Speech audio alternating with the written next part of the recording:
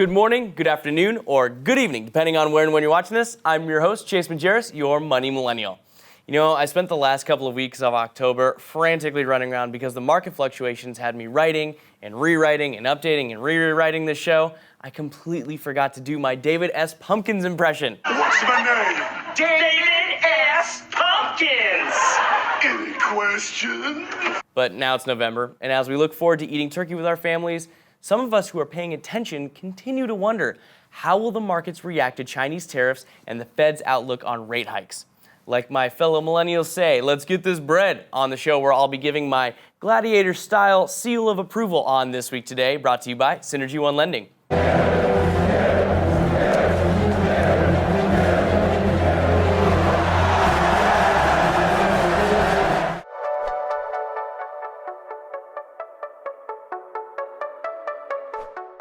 Ellie Mae posted $123 million in revenue for the third quarter, which, while still in the positive range, is short of the expected $128 million in revenue. Could this in fact be another sign of a major housing slowdown?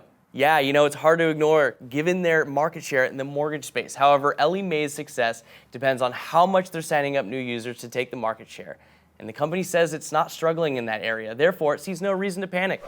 Black Knight, a financial services company, stated that in places like Jacksonville, Florida, hurricane-related events have propelled mortgage delinquencies to the highest single-month rate in nearly a decade. Could this be a catalyst to an imminent recession? No! These foreclosures do not reveal any sort of systemic issue in the loan industry, just another unfortunate disaster, and this data doesn't really surprise anyone anyway.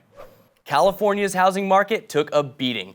CoreLogic announced that the number of new and existing homes sold in Southern California in September nosedived nearly 18%, and in Northern California fell even further at 19%, both compared to the September of 2017 stats. And that's bad.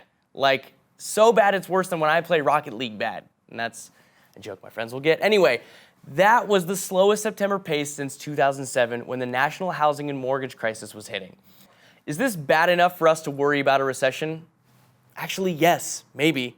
I mentioned in a previous This Week Today episode that often the California market can foresight into the greater U.S. economy. So on one hand, the market in September was rough. And on the other, California has always been notorious for gnarly home values. But there are still 49 other states with more affordable housing available. So that's why I say maybe. He's the co-godfather of one of the most closely watched housing index reports. His name is Robert Shiller. He said, I don't expect a sharp turn in the housing market at this point. Boom! What more evidence can I give that will help you realize that we are not headed for another debilitating recession like 2007? You know, it might look like it since, yeah, I know, home prices have steadily risen since 2012, but it's not. It's more placid, which is a word I had to use dictionary.com for. So yeah, I did my research. Now headed to our economic calendar board, let's check it out. We have Housing Jolts info on Tuesday. The FOMC meeting begins on Wednesday, and the FOMC will make announcements from said meeting on Thursday. That's a big deal because a lot of variables are causing crazy market fluctuation. So if you aren't, you should be very interested in what the FOMC has to say. That's all on This Week Today. Be sure to check out s1lending.com and get pre-approved online or download our app S1 Connect. I'm your host, Chase Majerus. You can find synergyone or myself on Facebook, Twitter, Instagram, or LinkedIn. Go out there and make the best of this week, everyone.